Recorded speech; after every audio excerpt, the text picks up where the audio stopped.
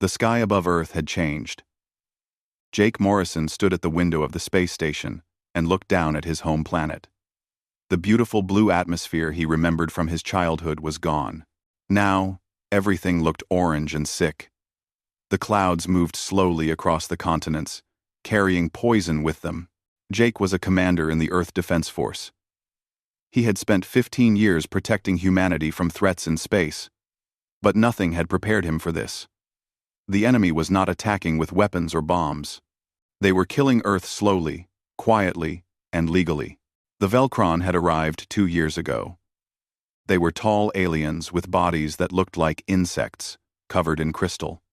When they spoke, their mouths clicked and clacked in ways that made humans uncomfortable.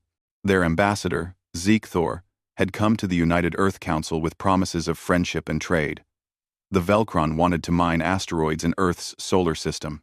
In return, they would share advanced technology. The Council had agreed. It seemed like a good deal at the time. No one understood what would happen next. Helen Brooks walked into the observation room. She was the chief scientist on the station, and she looked tired. Helen had not slept properly in weeks. She carried a data tablet that showed information about Earth's atmosphere. "It's getting worse," Helen said. She did not need to explain what she meant. Jake already knew. "Show me the numbers," Jake replied.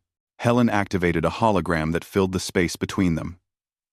Charts and graphs appeared in the air, all of them showing lines that went down and down. Oxygen levels have dropped another 2% this month. The sulfur dioxide concentration has tripled. We're also detecting heavy metals in the upper atmosphere that should not be there. Jake studied the data carefully. Every number represented death. Every percentage meant more people struggling to breathe, more children getting sick, more elderly dying in hospitals. "The Velcron processing stations," Jake said. It was not a question. Helen nodded. "Their mining operations produce enormous amounts of waste. They're dumping it all into space around Earth. The emissions contain sulfur compounds, toxic metals, and dozens of other chemicals. Our atmosphere is absorbing it all." "What about the environmental treaties they signed?" Helen laughed, but there was no humor in it. "They're following the treaties exactly. The problem is that our diplomats did not understand Velcron technology when they wrote those treaties. The Velcron are operating within legal limits, technically speaking, but those limits were based on human industrial standards. Velcron industry is 1,000 times more polluting." Jake felt anger rising in his chest. The Velcron knew exactly what they were doing. This was not an accident or a mistake. They were transforming Earth's atmosphere into something that suited them, regardless of what it did to humanity. "How long do we have?" Jake asked. Helen's face became very serious. 18 months, maybe 24 at most. After that, oxygen levels will be too low to support human life without breathing equipment. But people are already dying. Hospitals are full of patients with respiratory problems. The contamination is hitting the elderly and children hardest. Jake turned back to the window. Down on Earth's surface, he could see cities covered in orange haze. People were already required to wear respirators outside. Parks and playgrounds sat empty because the air was not safe for children. Lieutenant Chris Baker entered the room quickly. He was young and energetic, but now his face showed worry. "Commander, you need to see this. The Velcron just made an announcement." The hologram changed to show Zeke Thor's face. The alien's crystalline features reflected light in strange patterns. When it spoke, the translation software turned its clicking sounds into human language. "We have received complaints from the human population about atmospheric changes. We acknowledge these concerns. However, our operations are proceeding according to all signed agreements. We suggest that humanity adapt to the new environmental conditions. The Velcron species thrives in sulfur-rich atmospheres. Perhaps humans will learn to do the same. Evolution requires adaptation." The message ended. Jake, Helen, and Chris stood in silence for a moment. The casual cruelty of the statement was breathtaking. The Velcron were telling humanity to either evolve or die. They're doing this on purpose, Chris said quietly. Of course they are, Helen replied. The Velcron breathe sulfur dioxide and nitrogen. Oxygen is toxic to them. They're slowly converting Earth's atmosphere into one they can breathe naturally. In another 5 years, they won't need protective suits here. But we'll all be dead. Jake made a decision. He had been a soldier his entire adult life. He understood strategy and tactics. He knew when diplomacy had failed and when force became necessary. That moment had arrived. Get me a communication line to Admiral Patricia Cole at Fleet Command, Jake ordered. It's time we stopped asking them to leave and started making them leave. Chris nodded and hurried to set up the connection. Helen moved closer to Jake. If we fight them, it will mean war, she said softly. We're already in a war, Jake answered. They're just killing us slowly enough that some people don't realize it yet. But make no mistake, this is genocide. They're exterminating humanity through environmental destruction. The communication screen activated. Admiral Patricia Cole appeared. She was in her 60s, with gray hair and sharp eyes that had seen many battles. Commander Morrison, I was expecting your call. Admiral, we need to act, Jake said. The Velcron are killing us. Patricia nodded slowly. I know. I've been reviewing the atmospheric data daily. I've also been developing contingency plans. But I need authorization from the Council, and they're still debating. How can they still be debating? Chris asked, unable to hide his frustration. People are dying every day. 2. Because some council members think we can still negotiate, Patricia replied. They're wrong. But they hold enough votes to block military action. However, that may be about to change. The latest casualty reports are forcing people to face reality. Jake understood politics, but he hated it. While politicians argued and debated, real people were suffering and dying. What do you need from us, Admiral? Jake asked. Patricia's expression became harder. I need you to document everything. Record the atmospheric changes. Track the correlation between Velcron emissions and human deaths. Build an irrefutable case that this is an act of war. When I go before the Council, I want data they cannot ignore. Unquote. One quote. I want data. One quote. We can do that, Helen said. Good. Because when the Council finally authorizes action, we're going to hit the Velcron with everything we have. No more diplomacy. No more negotiations. We're going to remove them from our solar system, and we're going to do it in a way that makes sure they never come back. The connection ended. Jake, Helen, and Chris looked at each other. They all understood what was coming. War was inevitable now. The only question was when it would start and how many people would die before it ended. Jake returned to the window and looked down at Earth. Somewhere down there, families were gathered in sealed homes, breathing filtered air. Children were asking their parents why they could not play outside. Doctors were trying to save patients whose lungs were filled with poison. The Velcron had made a terrible mistake. They had assumed humanity. Admiral Patricia Cole stood before the United Earth Council.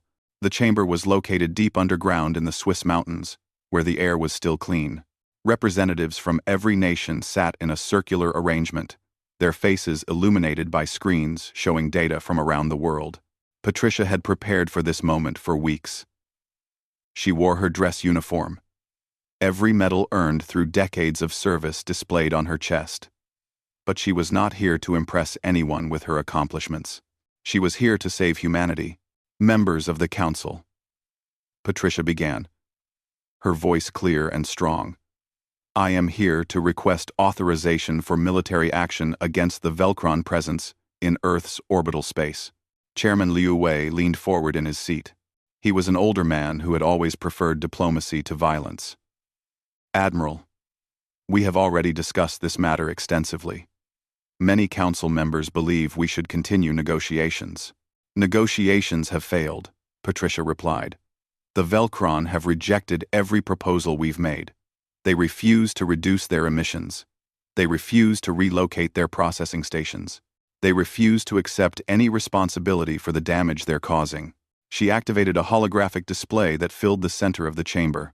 Images appeared showing cities covered in orange smog, hospitals filled with dying patients, and children wearing respirators just to go outside. These are not abstract statistics, Patricia continued. These are human lives. In the past month alone, we've lost 12,000 people to contamination-related illnesses, respiratory failure, toxic metal poisoning, chemical burns to lung tissue, and these numbers are increasing exponentially. The council members studied the images in silence. Some looked uncomfortable. Others looked angry. A few simply looked sad. Dr. Amanda Foster stood to speak. She was Earth's leading expert on alien biology and had spent the past year studying the Velcron. I can provide some context that may help the council understand what we're facing. Lu Wei nodded. Please proceed, Doctor. Amanda activated her own display, showing the biological structure of a Velcron. The Velcron evolved on a planet with an atmosphere composed of 93% nitrogen, 4% sulfur dioxide, and less than 1% oxygen. They breathe through a system of spiracles that filter these compounds directly into their bloodstream. She changed the image to show a comparison between Earth's atmosphere and the Velcron homeworld. To them, our oxygen-rich atmosphere is toxic. They cannot survive here without protective equipment. But the atmosphere they're creating through their industrial emissions is perfect for them. Are you saying this contamination is intentional? Asked a council member from the African Union. Amanda nodded. I cannot prove intent, but the result is clear. Every day, Earth's atmosphere becomes more like their homeworld and less suitable for human life. Whether by design or by negligent indifference, the Velcron are engaged in what we would call terraforming. They're transforming Earth into a planet they can colonize. The chamber erupted in angry voices. Council members began arguing with each other, some demanding immediate action while others called for caution. Captain Nicole Perry stood at the back of the chamber, watching the debate. She had been invited as a military advisor, representing the officers who would actually have to fight if war came. Nicole commanded a fast attack ship called the Valiant. She had been among the first to detect the Velcron's toxic emissions months ago. Since then, she had been preparing her crew for combat. Lieutenant Chris Baker sat next to Nicole. He had traveled from the space station to testify about the atmospheric data he had collected. They're still arguing, he whispered. Don't they understand we're running out of time? Nicole understood his frustration. But she also understood the weight of the decision the council faced. Declaring war was not something to be done lightly, even when the enemy was slowly killing your entire species. Patricia Cole raised her hand, asking for silence. The chamber gradually quieted. I understand your concerns about military action. War is terrible, and it should always be a last resort. But I want to be very clear about something. We are already at war. The Velcron are already killing us. The only question is whether we will defend ourselves or simply wait to die. Lu Wei looked troubled. Admiral, do we have the military capability to remove the Velcron from our orbital space? Yes, Patricia answered without hesitation. We have been preparing for this possibility. Our fleet has been reinforced. Our weapons systems have been upgraded. We can win this fight. At what cost? Asked another council member. Patricia took a breath. There will be casualties. Some of our ships will be destroyed. Some of our people will die. But if we do nothing, everyone dies. All of humanity. Every man, woman, and child on this planet will suffocate as our atmosphere becomes unbreathable. The chamber fell silent again. The weight of the decision hung over everyone like a physical presence. Dr. Helen Brooks had also traveled to the council meeting. She stood and addressed the assembly. I want to share something that may be relevant to your decision. My team has been developing countermeasures against the Velcron contamination. We've made some breakthroughs that could change the strategic situation. What kind of breakthroughs? Liu Wei asked. Helen chose her words carefully. We've learned how to weaponize the very thing that makes the Velcron vulnerable. Just as they cannot breathe our oxygen, we've developed methods to turn oxygen itself into a weapon against their facilities and ships. She displayed technical diagrams showing catalytic bombs and oxygen dispersal systems. These weapons will allow us to destroy Velcron processing stations and trigger chain reactions in their toxic emissions. The contamination they've been pumping into our atmosphere can be ignited and burned away. A council member from South America spoke up. You're talking about setting our atmosphere on fire? In controlled ways, yes, Helen confirmed. The reactions will be localized around Velcron facilities. The heat will vaporize their stations and create shock waves that push contaminated atmosphere into space. We'll lose some atmosphere in the process, but we can regenerate what we lose. What we cannot do is survive another year of Velcron pollution. The council members began talking among themselves. Nicole could see the shift happening. The council was moving toward war. The question was no longer if, but when. Patricia sensed the change as well. Members of the council, I am requesting a vote. Authorization for military action to remove all Velcron assets from Earth's orbital space. This authorization includes the use of all necessary force to accomplish this objective. Liu Wei looked around the chamber, gauging the mood. Very well. We will vote. All those in favor of authorizing military action against the Velcron presence, please indicate now. The voting began. Electronic tallies appeared on screens around the chamber. Nicole watched the numbers climb. The vote was not unanimous, but it was decisive. The motion passes, Liu Wei announced. Admiral Cole, you have authorization to proceed with military operations against the Velcron. May whatever gods exist have mercy on us all. Patricia saluted. Thank you, Chairman. I will not waste this opportunity. We will hit them hard and fast. As the council meeting adjourned, Nicole approached Patricia. Admiral, when do we begin? Patricia's expression was grim but determined. 48 hours. I want every ship we have ready to launch. We're calling this Operation Cleansing Fire. We're going to burn the Velcron out of our sky and send them running back to whatever hole they came from. Chris Baker joined them. What about the Velcron response? Their main fleet is still positioned at the edge of the solar system. Let them come, Patricia said. We'll be ready for them too. The Velcron made a mistake when they decided to poison our world. They assumed we would be passive victims. They're about to learn that humans fight back. Over the next 2 days, the Earth Defense Fleet mobilized. Ships that had been on patrol were recalled.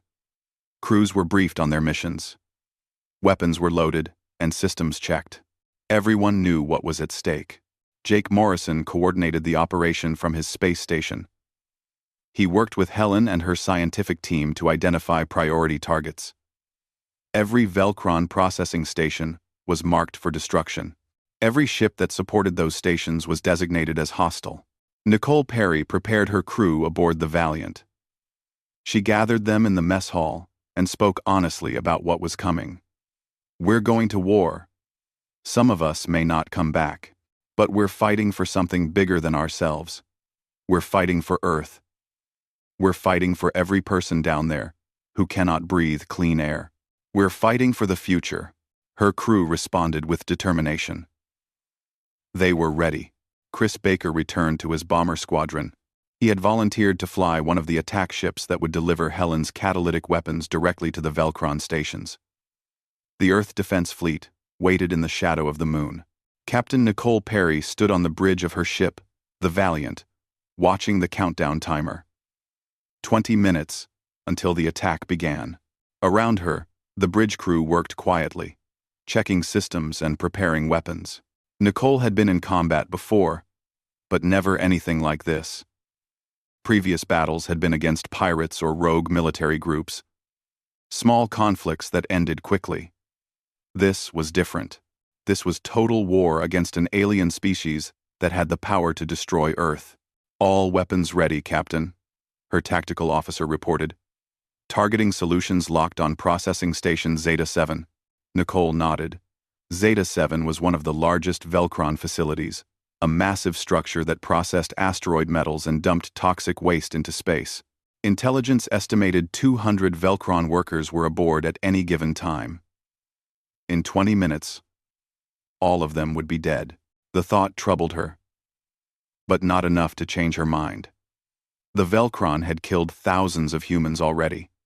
They would kill millions more if allowed to continue. This was survival. Pure and simple. Lieutenant Chris Baker sat in the cockpit of his bomber, hands resting on the flight controls. His ship was called the Thunderbolt, and it carried 12 catalytic bombs in its weapons bay. Each bomb was designed to ignite the toxic gases the Velcron produced, turning their own pollution into a weapon against them. Chris had studied the mission parameters dozens of times. He knew exactly where to fly, exactly when to release his payload, exactly how to escape the resulting explosion. At least, that was the plan. War rarely went according to plan. All bomber wings report ready, the squadron leader announced over the comm channel. Remember your training. Get in. Deliver your payload. Get out. Do not engage enemy fighters unless absolutely necessary. Our job is to destroy those processing stations. Commander Jake Morrison watched from the space station as the fleet prepared to move. He was not going into battle himself, but his job was critical. He would coordinate the attack, relay intelligence, and manage the overall operation. If something went wrong, he would need to make fast decisions that could mean the difference between victory and defeat. Helen Brooks stood next to him, monitoring the scientific instruments. Her catalytic bombs were about to be tested in real combat conditions. The lab results had been promising, but there was always a difference between theory and reality. 5 minutes, Jake announced over the fleet-wide channel. Admiral Patricia Cole sat in her command chair aboard the Indomitable, the flagship of the fleet. She had spent her entire career preparing for moments like this. Every training exercise, every simulation, every strategic study had led to now. All ships, this is Admiral Cole, she began, her voice calm and steady. In 5 minutes, we execute Operation Cleansing Fire. For 2 years, we have watched our sky turn orange with poison. We have buried our children and our elderly. We have tried diplomacy, tried negotiation, tried every peaceful solution. The Velcron have rejected all of it. She paused, letting her words sink in. Across the fleet, thousands of men and women listened. Today, we fight back. Today, we show them what happens when you threaten humanity. We are not asking for permission anymore. We are not begging them to stop. We are making them stop. For Earth, for our families, for our future. The countdown reached 0. All ships, execute attack plan. Move, move, move. The fleet dropped out of lunar shadow at full speed. Engines flared bright in the darkness of space as 63 ships accelerated toward their targets. The Velcron had no warning. Their sensors detected the incoming ships only seconds before the attack began. Nicole's ship was in the lead group, charging directly at processing station Zeta-7. The station's defensive shields activated, but they were designed to protect against space debris and micrometeors, not military weapons. Fire all forward batteries, Nicole commanded. Railgun rounds tore through space at incredible speeds.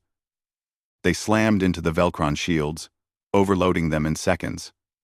Explosions rippled across the station's surface as the armor plating shattered. Shields down, her tactical officer reported. The station is vulnerable. Bomber wings, you are clear to approach, Nicole announced.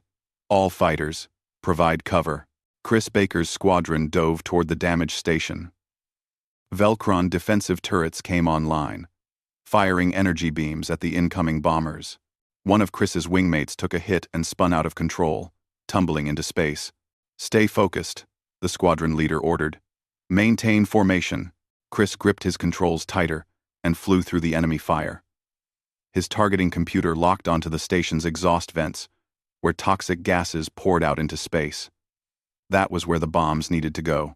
Weapons bay opening, Chris announced. Deploying payload in 3, 2, 1, release. 12 catalytic bombs dropped from his ship and tumbled toward the station. Their proximity fuses activated as they approached the exhaust plumes. Chris pulled his ship into a tight turn and accelerated away as fast as his engines could manage. Behind him, the first bomb detonated. The effect was instant and devastating. The catalytic reaction ignited the sulfur-rich gases, creating a fireball that expanded at incredible speed. The oxygen compounds in the bomb fed the reaction, making it burn hotter and brighter. Within seconds, the entire exhaust plume was on fire. The flames spread back into the processing station itself. Velcron workers inside had no time to react. The superheated gases killed them instantly. The station's structure, built to withstand cold vacuum, could not handle temperatures that rivaled the surface of a star. Metal melted. Supports collapsed. The entire facility began to tear itself apart. Jake watched from the space station as the processing station turned into a small sun. The light was so bright that sensors had to adjust to avoid being overwhelmed. Station Zeta-7 is destroyed, he reported. All bombers, clear the area. Across Earth's orbital space, the same scene played out again and again. Processing stations became fireballs. Velcron ships that tried to flee were cut down by human fighters. The toxic clouds that had been poisoning Earth's atmosphere ignited and burned away, pushed into space by massive shockwaves. Helen watched the atmospheric data with satisfaction. The contamination levels were dropping rapidly. The catalytic fires were doing exactly what she had designed them to do. "It's working," she said quietly. "We're actually cleaning the atmosphere. We're actually cleaning. We're actually cleaning the atmosphere." But the Velcron were not defenseless. Their cargo ships, heavily armed to protect against pirates, began fighting back. Energy beams lanced through space, striking human vessels. One of Nicole's escort ships exploded, its reactor going critical. "We have casualties," the fleet coordinator announced. Multiple ships damaged or destroyed. Patricia Cole remained calm. She had expected losses. War always had a price. "All ships, continue the attack. Do not stop until every Velcron facility is destroyed." The battle raged for hours. Human ships darted in and out, attacking and retreating, using hit-and-run tactics against the larger Velcron vessels. The bombers made multiple runs, delivering their catalytic payloads to every processing station and mining facility. Chris Baker was on his third bombing run when his ship took damage. A Velcron energy beam clipped his wing, causing systems to fail. Warning lights flashed across his control panel. "I'm hit," he reported. "Losing power to the main engines. Get back to the carrier," the squadron leader ordered. "We'll cover you." Chris struggled with the controls, nursing his damaged ship back toward the fleet. Behind him, two friendly fighters engaged the Velcron ship that had hit him, buying him time to escape. As the hours passed, the tide of battle became clear. The Velcron had superior individual ships, but they were unprepared for a coordinated military assault. Their workers were not soldiers. Their cargo vessels were not warships. They had never expected humanity to fight back with such ferocity. One by one, the processing stations fell. The toxic clouds dissipated. Earth's orbital space began to clear. Nicole watched her tactical display as the last major Velcron facility was destroyed. "All primary targets eliminated," she reported. Jake Morrison allowed himself a moment of relief. They had done it. They had destroyed the Velcron infrastructure.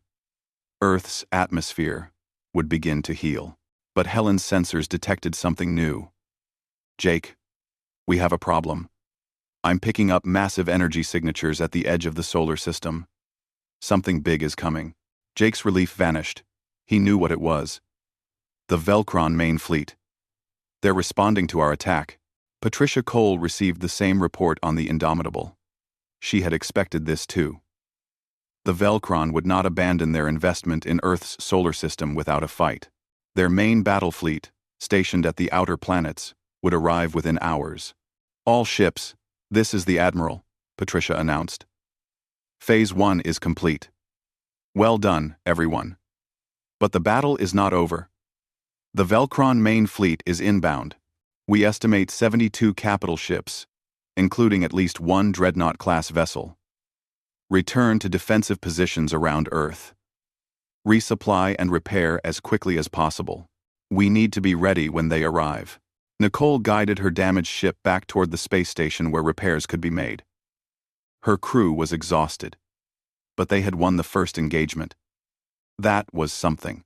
Chris Baker finally reached the carrier Phoenix and landed his crippled bomber in the hangar bay. He climbed out of the cockpit on shaky legs. Around him, other pilots were doing the same. Some were celebrating. Others were mourning lost squadron mates. War was like that. Joy and sorrow mixed together.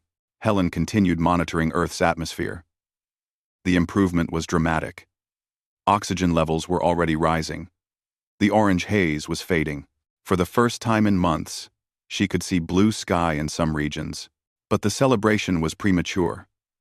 Jake received the detailed sensor reports about the incoming Velcron fleet. What he saw made his blood run cold. They're sending everything, he told Patricia over a secure channel. This is not a punitive expedition. This is an invasion force. Patricia understood. The Velcron had lost their processing stations, but they had not lost their desire to colonize Earth. They would come with overwhelming force, destroy Earth's defenses, and finish what they had started. Then we'll have to destroy them all, Patricia said. We knew this. The Velcron main fleet arrived like a storm of metal and fury. Their ships emerged from faster-than-light travel at the edge of Earth's orbit, engines burning bright against the darkness of space. Commander Jake Morrison counted them on his sensors. 72 capital ships, just as intelligence had predicted. But intelligence had underestimated their size. The flagship was enormous. The Vecthoron was 3 kilometers long, bristling with weapons, and wrapped in shields powerful enough to withstand a nuclear explosion. Around it, smaller ships formed a protective formation. These were not mining vessels or cargo haulers. These were warships, built for one purpose: destruction. A message broadcast across all frequencies. The voice belonged to Thexcal, the Velcron fleet commander. The translation software rendered its clicking speech into human language, but nothing could remove the cold anger from its tone. Humans, you have made a terrible mistake. You destroyed our property. You killed our citizens. You have committed acts of war against the Velcron collective. We come now to deliver justice. Surrender your planet, and some of you may survive as servants. Resist, and we will erase every trace of your species from this world. Admiral Patricia Cole responded from the bridge of the Indomitable. The human fleet had positioned itself in a defensive sphere around Earth, every ship ready for battle. Patricia's face appeared on screens across both fleets. Velcron Commander, you came to our world and poisoned our sky. You killed our people through environmental destruction. You committed genocide, and you did it hiding behind legal treaties. We are not surrendering. We are not becoming servants. We are fighting back. And we are going to win. Thexcal's response was immediate. You cannot win. You are primitives. Your technology is inferior. Your fleet is outnumbered. Accept your fate. Patricia smiled. But there was no warmth in it. We'll see about that. All human ships, engage the enemy. The battle began with a massive exchange of fire. Velcron energy weapons lit up space with beams of concentrated power. Human railguns responded with solid projectiles moving at a fraction of light speed. Ships on both sides took damage as the two fleets crashed together.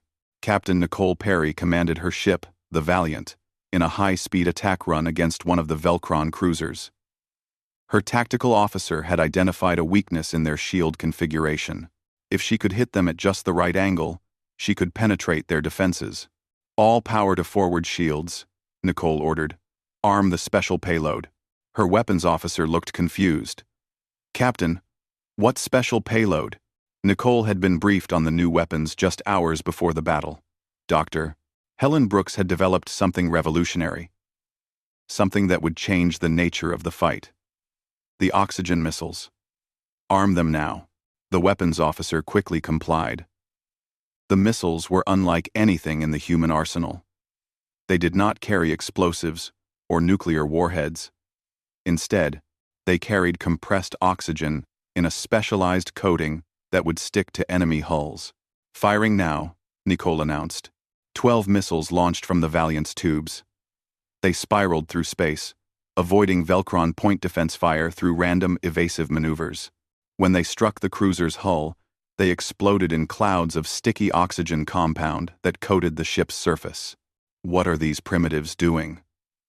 Thexcal wondered, watching the strange attack on its tactical display. The oxygen coating seemed harmless.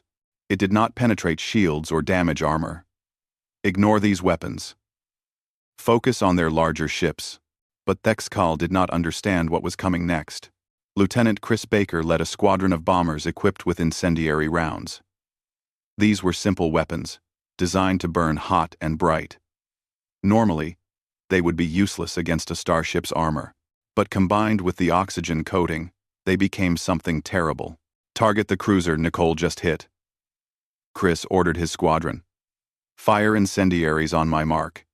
3, 2, 1. Mark. Hundreds of incendiary rounds struck the oxygen-coated Velcron cruiser. The effect was instant. The oxygen ignited, turning the entire ship into a torch. Flames spread across its hull, fed by the concentrated oxygen that had been painted onto its surface. The fire burned with impossible intensity, even in the vacuum of space. Inside the cruiser, Velcron crew members screamed as their ship became an oven. Their fire suppression systems failed.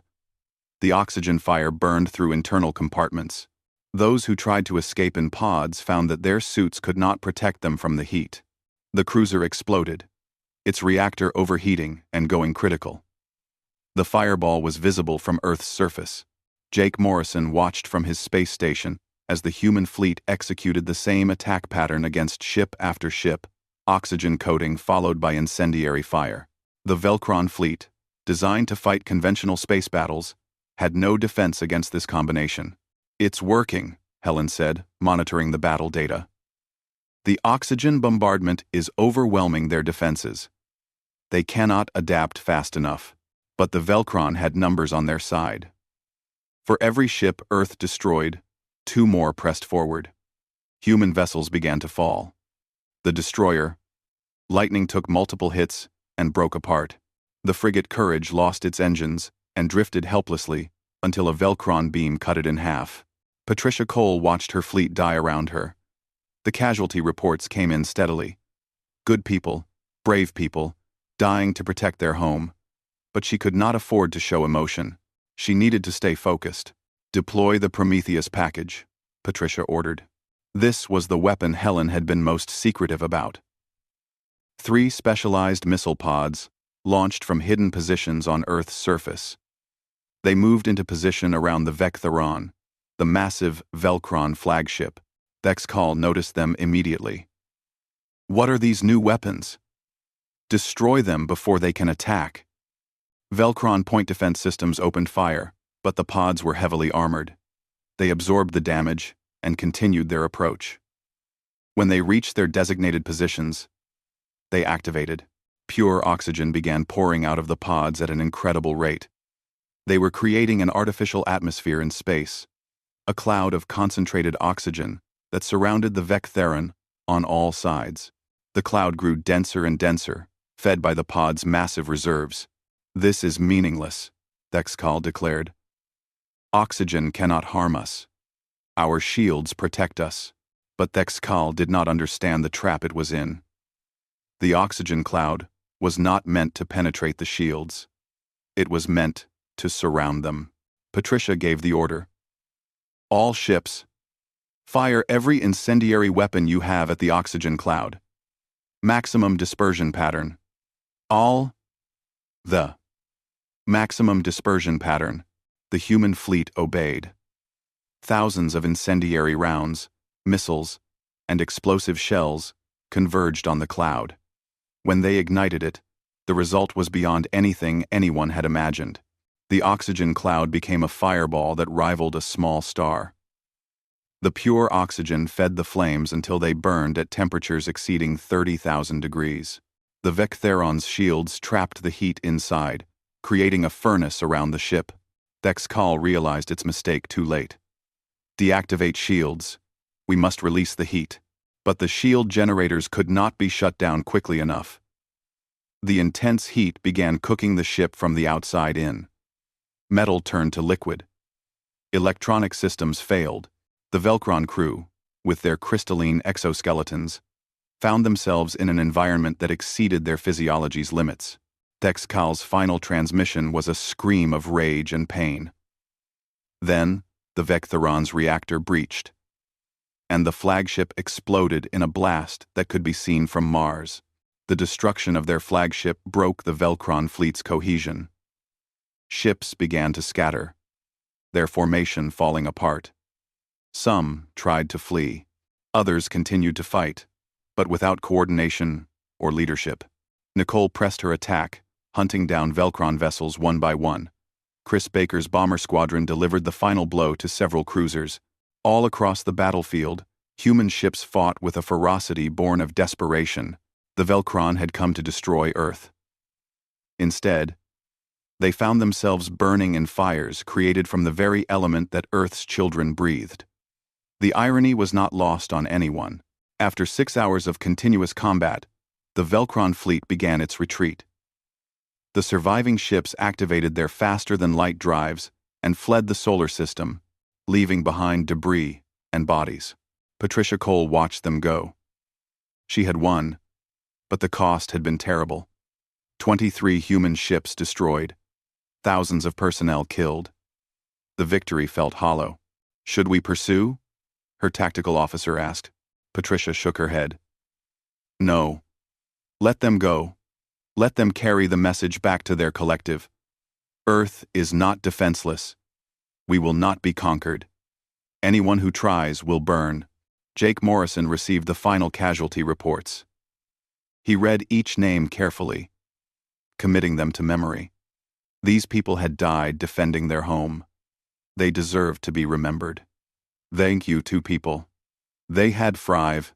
Helen Brooks monitored Earth's atmosphere. The battle had actually helped clean it further. The massive fires had consumed lingering contamination. Oxygen levels were approaching normal ranges. The sky was turning blue again. Chris Baker returned to the carrier Phoenix, his bomber damaged but still flying. He climbed out of the cockpit and sat down on the hangar deck, too exhausted to move. Around him, other pilots did the same. They had survived. That was all that mattered. Nicole Perry guided her ship back to the space station for repairs. The Valiant had taken heavy damage, but the crew had performed magnificently. She was proud of them. As the human fleet began recovery operations, collecting survivors and salvaging what could be saved, a message arrived from the Interstellar Council. The Council was a loose federation of alien species that maintained neutrality in most conflicts. Their message was brief. The Velcron Collective has withdrawn all claims to Earth's solar system. They have agreed to pay reparations for environmental damage. The Council acknowledges Earth's right to self-defense. However, the methods employed have raised concerns among member species regarding human aggression. Earth is advised to exercise restraint in future conflicts. Patricia read the message and laughed bitterly. Humans were aggressive? The Velcron had tried to exterminate an entire species, and now the galaxy was worried about human aggression? But she understood the subtext. Earth had proven itself dangerous.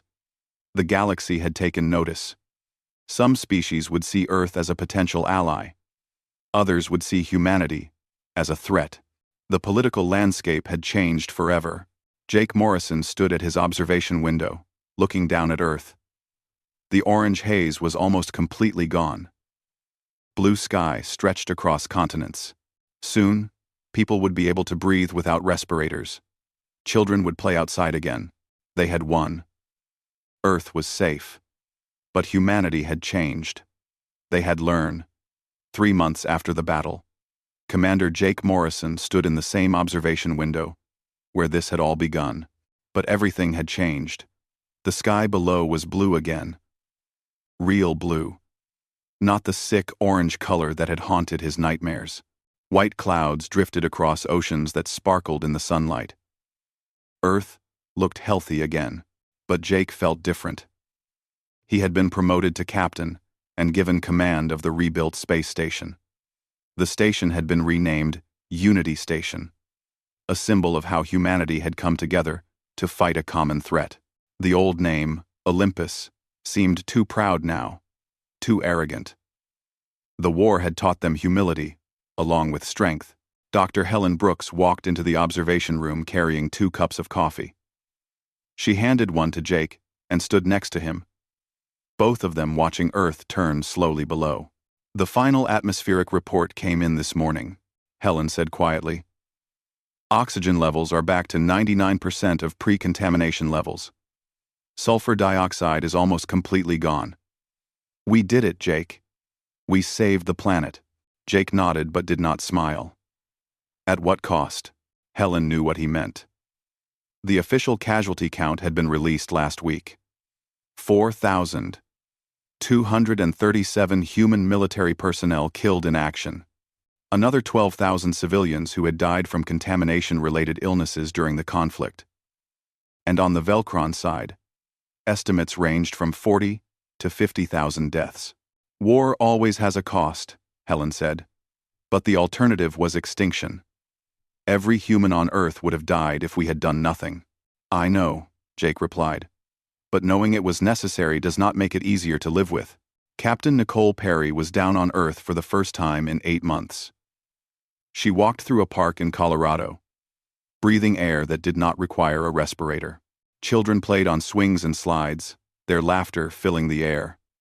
It was a sound she had almost forgotten. Nicole sat down on a bench and watched the children play.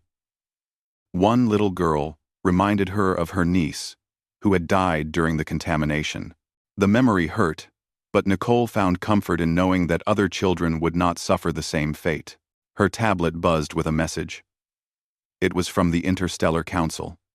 They wanted to meet with Earth's representatives to discuss humanity's role in galactic politics. The war had changed Earth's status. Humans were no longer seen as harmless newcomers. They were now recognized as a species capable of defending themselves. Nicole read through the message carefully. The Council was offering Earth membership, but with conditions. They wanted assurances that humanity would not use their oxygen-based weapons aggressively. They wanted treaties and agreements that would limit how Earth could expand into space. She forwarded the message to Admiral Patricia Cole with a simple note. They're afraid of us now. Patricia received the message in her office at Fleet Command. She had retired from active service 2 weeks ago. Her body and mind exhausted from the stress of command during wartime. But retirement did not mean she stopped caring about Earth's future. Patricia studied the Council's proposal. They were offering Earth a seat at the table, but they were also trying to control humanity's growth. It was a diplomatic cage, disguised as an honor. She drafted a response that would be sent after review by Earth's political leaders. The message was polite, but firm. Earth would join the Council, but not as a junior member, seeking approval. Earth would join as an equal, with the understanding that humanity would defend its interests, without apology. We will not be victims again, Patricia wrote. But we will not be aggressors either. We want peace, but we are prepared for war. Any species that threatens Earth will learn the same lesson the Velcron learned. Lieutenant Chris Baker had returned to civilian life. He had flown his last combat mission during the battle and decided he had seen enough war for one lifetime. Now he worked as a flight instructor, teaching the next generation of pilots. His students knew he was a war hero, though Chris never talked about it. They knew he had destroyed multiple Velcron processing stations and survived countless combat missions. But when they asked him about the war, Chris always gave the same answer. I did what needed to be done. Nothing more. One student, a young woman named Rachel, pressed him further one day after class. What was it like? Fighting the Velcron? Chris thought about the question carefully before answering. It was terrifying and necessary. We were fighting for our survival, which made us capable of things we never imagined. I hope you never have to experience it. But if you do, I hope you'll be ready. Dr. Amanda Foster continued her work studying alien biology. The war had given her access to Velcron corpses and technology, which advanced human understanding of xenobiology by decades. But the knowledge came with a moral burden. Amanda had helped develop the weapons that killed thousands of Velcron. She understood the science behind their deaths. She could explain exactly how the oxygen fires had burned through their crystalline bodies, how the heat had shattered their exoskeletons. She wrote a report about her findings, but she included a section that many considered controversial. We have learned to kill aliens efficiently, she wrote. But we must be careful not to become comfortable with this knowledge. The ability to destroy should make us more committed to peace, not less. Some military officials criticized the report as weak or naive, but others, including Patricia Cole, defended it. She's right, Patricia said at a council meeting. We fought because we had to, not because we wanted to. If we forget that distinction, we become the monsters we fought against. The debate about Earth's future continued in government chambers and public forums. Some people wanted to build more weapons and expand military power. They argued that the galaxy was dangerous and Earth needed to be strong. Others wanted to focus on rebuilding and healing. They argued that Earth had been wounded by war and needed time to recover. Jake Morrison followed these debates from his space station. He understood both perspectives. The galaxy was dangerous. That was true. But constant fear and aggression would poison Earth's society just as surely as the Velcron had poisoned the atmosphere. 6 months after the war, a memorial was constructed on Unity Station. It was a crystal sculpture that refracted light into patterns resembling Earth's blue atmosphere. The names of every person who had died were etched into its surface, human and Velcron alike. Some people had criticized the inclusion of Velcron names. They were the enemy, one veteran had argued. Why should we memorialize them? But Helen had insisted. Because they were alive. And now, they're dead. Many of them were just workers doing a job. They did not make the decision to poison our world. We need to remember that war kills innocent people on both sides. The dedication ceremony was attended by hundreds of people. Jake gave a speech that he had written and rewritten dozens of times. We stand here today in a clean sky, he began. We breathe air that is pure and safe. Our children play outside without fear. We won these things through sacrifice and courage, but we also won them through violence and death. We must never forget either truth. He paused, looking at the faces in the crowd. Some were crying. Others stood silent and solemn. The Velcron came to our world and tried to transform it into something we could not survive. They failed because we fought back. But fighting back required us to become something harder, something more dangerous than we had been. We weaponized the very air we breathe. We turned life itself into a tool of death. Jake gestured to the memorial. These names represent the cost of our survival. Every person listed here paid the ultimate price. Human and Velcron, military and civilian. They all died because of decisions made by leaders and governments. We owe them our remembrance. We owe them our commitment to never forget what war truly costs. The ceremony ended with a moment of silence. People stood quietly, thinking about the past and the future. When it was over, they left the memorial and returned to their lives, carrying the memory with them. Nicole Perry attended the ceremony via video link from Earth. She had been offered a promotion to Admiral, but she had declined. Instead, she requested assignment to diplomatic service. "I know how to fight," she told Patricia. "Now I want to learn how to prevent fights from starting." Patricia approved the transfer. Earth needed warriors, but it also needed diplomats who understood the cost of war. Nicole would be good at that work. Chris Baker watched the ceremony from his small apartment. He thought about his friends who had died in the battle, pilots who had flown beside him and never came home. He raised a glass of water in silent toast to their memory. Helen Brooks sat in her laboratory, working on new atmospheric restoration projects. The war was over, but there was still work to be done. Some regions of Earth still showed contamination. Some ecosystems had been damaged. She would spend the rest of her career fixing what the Velcron had broken. 1 year after the battle, the Interstellar Council formally admitted Earth as a member species. The ceremony was held on a neutral space station near the galactic core. Jake Morrison attended as Earth's military representative. Nicole Perry attended as the diplomatic representative. The council chamber was filled with aliens of every description. Some were humanoid. Others were utterly strange, beings of energy or crystalline structure or living metal. They all watched as Earth's representatives took their oath. "We pledge to pursue peace, to respect the sovereignty of other species, and to contribute to the common good of the galaxy," Nicole spoke clearly. "But we also pledge to defend ourselves against any threat. Earth will not be a victim again." The council members accepted the oath. Some species looked at Earth with respect, others with suspicion, a few with fear.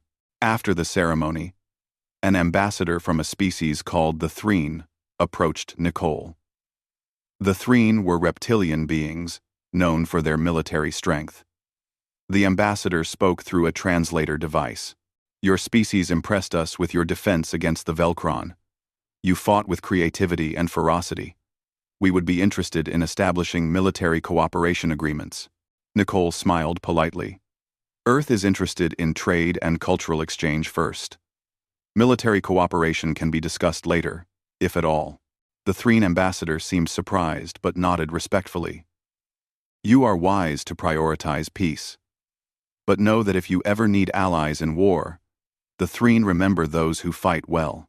Jake overheard the conversation and felt mixed emotions.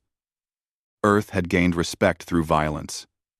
They were now seen as strong, which brought benefits, but it also brought the expectation that they would fight again. As Jake and Nicole returned to Earth, they talked about the future. The war had changed humanity forever. They could never return to the innocent species they had been before the Velcron arrived. But perhaps that was not entirely bad. "We learned to defend ourselves," Nicole said.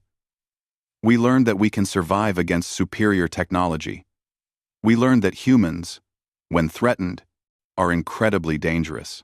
"But did we learn to prevent the next war?" Jake asked. Nicole thought about that. "I hope so. I hope we learned that war should always be the last option. I hope we learned that survival is not just about fighting well, but about knowing when to fight and when to talk." Jake looked out the window at Earth growing larger as their shuttle descended. The blue planet looked peaceful and beautiful. It was hard to believe that just a year ago, it had been dying. "The Velcron made a mistake," Jake said quietly. "They thought they could poison our world without consequences. They thought we would adapt or die quietly. They did not understand that humans fight back." 5 years had passed since the war with the Velcron. Captain Jake Morrison stood in the command center of Unity Station, now the largest space facility humanity had ever built. The station orbited Earth like a protective guardian, equipped with early warning systems that could detect hostile ships light years away. Jake was older now, with gray starting to show in his hair. The war had aged everyone who fought in it, adding years to their faces and weight to their souls. But he had learned to live with the memories. The nightmares came less frequently now. "Captain, we have an incoming vessel requesting permission to dock," his communications officer reported. "It's a Threen diplomatic ship." Jake nodded. Earth received visitors regularly now. Trade missions, cultural exchanges, diplomatic consultations. The galaxy had accepted humanity as a full member of the interstellar community. Some species came seeking friendship, others came seeking trade deals. A few came looking for military technology. Grant them docking clearance. Inform Ambassador Perry that her guests have arrived. Nicole Perry had become Earth's primary diplomatic liaison to alien species. She had proven to be as good at negotiation as she had been at combat. Her office on Unity Station was filled with gifts from various alien cultures, each one representing a successful treaty or agreement. Nicole prepared for the Threen delegation by reviewing the briefing materials. The Threen were facing a crisis. Another species, the Dralk, had begun contaminating the Threen homeworld using methods similar to what the Velkron had done to Earth.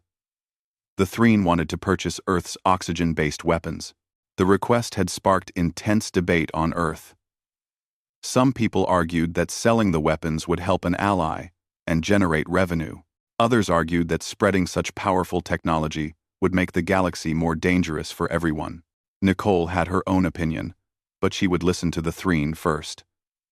The delegation was led by Ambassador Kreth, the same reptilian being who had approached her after Earth joined the Council 5 years ago. Ambassador Perry. Kreeth greeted her with a formal bow. Thank you for agreeing to meet with us.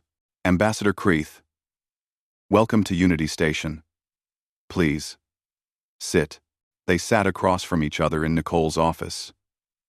Kreth's scaled face was difficult to read, but his posture suggested desperation. Our world is dying. Kreth began without preamble. The Dralk are poisoning our atmosphere with chemicals that kill our people. We have tried diplomacy. We have tried economic sanctions. Nothing works. We need weapons that can stop them before our entire species suffocates. Nicole listened carefully. The story was familiar, almost identical to what Earth had experienced, but the situation was also different in important ways. How many Dralk processing stations are in your orbital space? Nicole asked.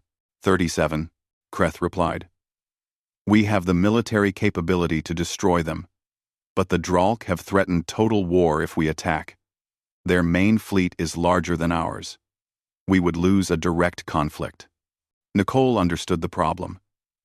The Threen were in the same position Earth had been in, facing an enemy that was poisoning their world while hiding behind the threat of overwhelming force. Why do you think our weapons would help? Nicole asked. The Dralk are not Velkron. Their biology may be different. Kreth pulled up a holographic display showing the Dralk physiology. Our scientists have studied them. The Dralk breathe methane and hydrogen sulfide. They cannot survive in oxygen-rich environments. Your weapons would be effective against them. Nicole studied the data. Kreth was right. The oxygen-based weapons that Earth had developed would work against the Dralk just as well as they had worked against the Velkron. I need to consult with Earth's leadership, Nicole said. This is not a decision I can make alone. Kreth nodded. I understand. But please hurry. Every day, more of my people die. After the meeting, Nicole contacted Earth's governing council. Admiral Patricia Cole, now serving as the civilian defense minister, joined the emergency session along with other key leaders. The Threen request puts us in a difficult position, Patricia said. If we sell them the weapons, we help save their species. But we also spread technology that could be used for aggression, not just defense. Dr. Helen Brooks, who had continued working as Earth's chief scientific advisor, offered her perspective. We could provide the weapons with strict usage agreements, include monitoring systems that prevent their use except in defensive situations.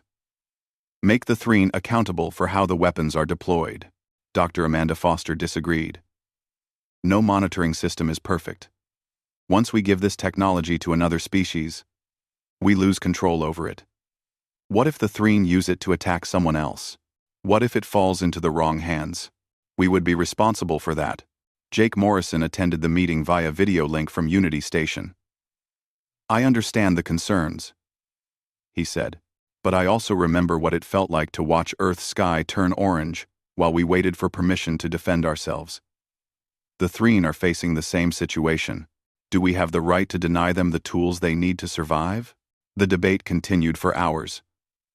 Arguments were made on both sides. Finally, a vote was called. The decision was close, but it passed. Earth would provide the Threen with limited quantities of oxygen-based weapons, along with strict usage agreements and monitoring systems. Nicole delivered the news to Kreth personally. The Threen ambassador showed visible relief. "You have saved my people," he said. "The Threen will remember this alliance. Just remember the conditions," Nicole replied. "These weapons are for defense only. If we detect any aggressive use, we will cut off all support and report the violation to the Interstellar Council." Kreth agreed to the terms. The weapons transfer was completed over the next month. Earth's engineers trained Threen personnel on how to use the catalytic bombs and oxygen dispersal systems. Every weapon was equipped with a tracking device that would allow Earth to monitor its use. 3 months later, the Threen attacked the Dralk processing stations. The operation was swift and decisive, nearly identical to Earth's Operation Cleansing Fire. The Dralk stations burned, and the contamination began to clear from the Threen homeworld. The Dralk responded by sending their main fleet, just as the Velkron had. But the Threen were prepared. Using the tactics they had learned from Earth, they deployed the Prometheus package against the Dralk flagship. The oxygen fire consumed the enemy ship, and the Dralk fleet retreated. News of the Threen victory spread across the galaxy. Other species began making inquiries about Earth's weapons. Some wanted to purchase them. Others wanted to form defensive alliances. A few demanded that Earth stop spreading such dangerous technology. Jake watched these developments with mixed feelings. Earth had become an arms dealer, selling weapons of terrible power to other species. It was not a role he was comfortable with, but he understood the necessity. "We're changing the balance of power in the galaxy," Helen said during one of their regular coffee meetings. "Species that were vulnerable to atmospheric warfare now have a defense. That could prevent wars, or it could start new ones. History will judge whether we made the right choice," Jake replied. "All we can do is try to act with wisdom and restraint." Lieutenant Chris Baker, still working as a flight instructor, watched news reports about the Threen victory. His students asked him questions about the battle tactics. Chris explained the technical details, but he always ended with the same warning. "These weapons are powerful, but they come with a responsibility. Every time you use force, even in defense, you change yourself. You become harder, more willing to resort to violence. That change is necessary sometimes, but it's also dangerous. Never forget the cost of what you're doing." One student asked, "Do you regret fighting the Velkron?" Chris thought carefully before answering. "No, I don't regret it. We did what we had to do. But I carry the weight of it every day. Every Velkron who died in those fires was a living being. They had thoughts and feelings and families. War made it necessary to kill them, but necessity does not erase the moral weight of those deaths." Back on Unity Station, Jake received a message that surprised him. The Velkron Collective, which had been silent since their defeat, was requesting a diplomatic meeting. They wanted to discuss reconciliation and future relations with Earth. The request was controversial. Many humans still harbored deep anger toward the Velkron. The contamination had killed tens of thousands of people. Children had grown up wearing respirators. The scars ran deep. But Jake believed in the importance of moving forward. He recommended that Earth accept the meeting. After considerable debate, the council agreed. The Velkron delegation arrived 2 months later. They were led by an individual named Zarthik, who introduced itself as a member of the Velkron Council of Elders. The translator software rendered its clicking speech into apologetic tones. "We come to express regret for what our people did to Earth," Zarthik said. "The contamination of your atmosphere was a crime. We acknowledge this. We have paid reparations, but we know that money cannot restore lost lives." Nicole, who attended the meeting as Earth's representative, studied the alien carefully. It was difficult to read emotion in a crystalline face, but Zarthik's body language suggested genuine remorse. "Why are you here?" Nicole asked directly. "What do you want from Earth?" "Understanding," Zarthik replied. "And perhaps, eventually, forgiveness. We also want to ensure that such a tragedy never happens again. We have reformed our industrial practices. We have established strict environmental protocols. We want Earth to verify these changes." The meeting was difficult and emotional. Nicole found herself fighting anger as she listened to Zarthik's apologies. But she also recognized an opportunity. If Earth and the Velkron could reconcile, it would send a powerful message to the galaxy about the possibility of peace after war. Over the following months, Earth sent inspection teams to Velkron facilities. The reforms appeared to be genuine. The Velkron had fundamentally changed how they operated, establishing environmental safeguards that prevented the kind of contamination they had caused on Earth. Slowly, cautiously, Earth and the Velkron began to rebuild their relationship. Trade resumed on a limited scale. Cultural exchanges were organized. Some humans remained opposed to any contact with the Velkron, but others recognized the value of reconciliation. Jake Morrison attended a ceremony 5 years and 8 months after the war. A joint memorial was established on Unity Station, featuring both the original memorial with all the names of the dead and a new section dedicated to reconciliation between species. Zarthik attended the ceremony along with families of Velkron workers who had died in the human attacks.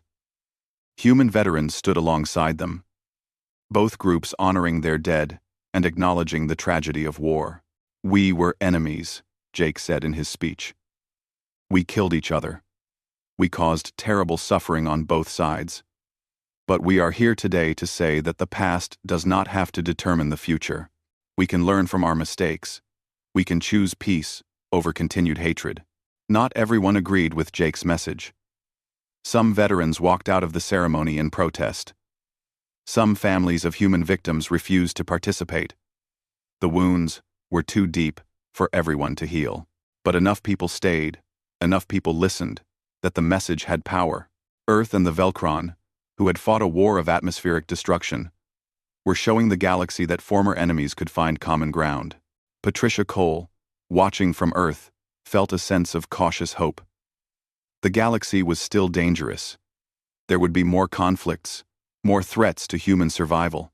But perhaps, just perhaps, humanity could navigate those dangers with wisdom as well as strength. Helen Brooks continued her scientific work, but she also began teaching. She gave lectures at universities about the ethics of weapons development. She talked about the responsibility that came with creating tools of destruction. "We built weapons that could set the sky on fire," she told her students. "We did it because we had to, because our survival depended on it. But now, we must ask ourselves, what kind of species do we want to be? Do we want to be known across the galaxy as warriors and weapons makers? Or do we want to be known for something more?" The question resonated with the young people who would shape Earth's future. Some chose military careers, believing that strength was necessary for survival. Others chose diplomacy, science, or the arts, believing that humanity's greatest contributions should be constructive, not destructive. Chris Baker, now in his 50s, watched a new generation of pilots graduate from his training program. They were skilled and confident, prepared to defend Earth if necessary. But they were also different from his generation. They had grown up after the war, learning from its lessons rather than living through its horrors. "You're inheriting a complicated legacy," Chris told the graduating class. "Earth is respected in the galaxy because we proved we could fight. But respect born from fear is fragile. Your generation will need to earn a different kind of respect, built on cooperation and mutual benefit." 10 years after the war, Earth had become a major player in galactic politics. The planet that had almost died from atmospheric poisoning was now a hub of trade and diplomacy. Unity Station hosted delegates from dozens of species. Earth's technology, both military and civilian, was sought after across the galaxy. Jake Morrison, now an admiral himself, looked back on the journey with a mix of pride and sadness. Humanity had survived, had thrived even, but the cost remained heavy in his heart. He stood at the observation window, the same place where he had watched Earth's sky turn orange a decade ago. Now, the sky was blue, dotted with white clouds. Ships came and went, carrying people and goods between Earth and the stars. Nicole joined him, as she often did when they both had free time. They had become close friends over the years, bonded by shared experiences and shared responsibility for shaping Earth's future. "Do you think we made the right choices?" Nicole asked. Jake considered the question. "Some of them, yes. Others, I'm not sure. We saved Earth, but we also unleashed weapons that changed the balance of power in the galaxy. We built peace with former enemies, but we also became arms dealers. The future will tell whether our choices led to more good than harm." Nicole nodded. "I suppose that's all anyone can do. Make the best decisions possible with the information available, and hope that the consequences are worth it." They stood together in comfortable silence, watching Earth turn below them. The planet that had almost been destroyed by alien contamination was now thriving. Humanity, which had been pushed to the edge of extinction, had fought back and survived. The Velcron had tried to poison Earth's atmosphere. They had tried to transform the planet into something humans could not survive. In response, humanity had shown the galaxy what happened when you threatened Earth's children. They had weaponized the very air they breathed. They had made their enemies burn in fires fueled by oxygen. The element of life turned into an instrument of death. The message had been received across the galaxy. Earth would defend itself, no matter the cost. Humanity could be peaceful, but they could also be terrifying. Any species that threatened them would learn the hard way that humans, when cornered, would burn the sky itself to survive. But the message came with a question that humanity was still learning to answer. Having proven they could fight, could they also prove they could build? Having shown they could destroy, could they show they could create? Having earned respect through violence, could they earn love through cooperation? 10 years after the war, the answers were still emerging. But one thing was certain. Earth would never again be the naive species that trusted too easily and prepared too little. The Velcron had taught humanity a brutal lesson about the nature of the galaxy, and humanity had learned it well. The sky was blue. The air was clean. Earth's children played in parks without respirators, and above them, watching over them, stood veterans who remembered the orange haze and would never, ever, let it return. They had made the Velcron breathe humanity's fire, and that fire, forged in desperation and necessity, would light Earth's path among the stars for generations to come. Nicole nodded. They tried to make us breathe their poison. We made them breathe our fire. The shuttle entered Earth's atmosphere, flying through air that was clean and pure. Below, cities bustled with life. Fields grew crops. Oceans teemed with fish. Earth had survived, and humanity had learned a terrible truth. They were capable of great violence when survival demanded it. The question now was whether they could be equally capable of great wisdom and restraint when survival was not at stake. Only time would answer that question. But for now, Earth was safe. The sky was blue, and humanity stood ready to face whatever came next, whether it brought peace or war. Way to fight in ways that terrified even themselves. They had weaponized the basic elements of life and turned them into tools of destruction. The Velcron had tried to make Earth unlivable for humans. In response, humanity had shown the galaxy what happened when you threatened their home. They had made the Velcron breathe fire. The fire of human determination and fury. And that fire, once ignited, would never truly die. It'd happen. We have contingency plans. Those contingency plans involved weapons even more terrible than the catalytic bombs. Helen had not been idle during the months of preparation. She had developed something she called the Prometheus package. A weapon system designed to turn the Velcron's own weakness against them in ways that defied belief. As the fleet prepared for the second battle, everyone understood the stakes. The first engagement had been about destroying infrastructure. The next battle would be about survival. If Earth lost, the Velcron would glass the planet from orbit. They would exterminate every human being and claim Earth as their own. But if Earth won, if they could destroy the Velcron main fleet, they would send a message to the entire galaxy. They would prove that humanity was not prey. They would show every alien species that Earth's children could fight and win against superior technology. The Velcron fleet was 6 hours away. 6 hours to prepare. 6 hours to rest and repair. 6 hours before the real war began. It was dangerous work, but someone had to do it. As the countdown to Operation Cleansing Fire continued, people all over Earth watched and waited. News broadcasts showed footage of the fleet assembling in space. Everyone understood that the next few days would determine humanity's fate. In the Velcron processing stations, alien workers continued their tasks, unaware of what was coming. They had no reason to suspect an attack. Humans had always been peaceful, always preferred talking to fighting. That was about to change forever. The Earth Defense Fleet moved into position, hidden behind the moon where Velcron sensors could not detect them. 63 ships of various sizes, all armed and ready. Patricia Cole sat in her command chair aboard the Indomitable, watching the tactical displays. In a few hours, they would strike. In a few hours, humanity would show the Velcron what happened when you threatened Earth's children. The time for negotiation was over. The time for action had arrived. And when the attack began, the Velcron would learn a hard truth. Corner any species and threaten its children. That species will fight back with everything it has. The Velcron were about to learn what happened when you tried to exterminate humanity. They were about to discover that humans, when pushed to the edge, became the most dangerous species in the galaxy. The sky was dying, but humanity was not dead yet.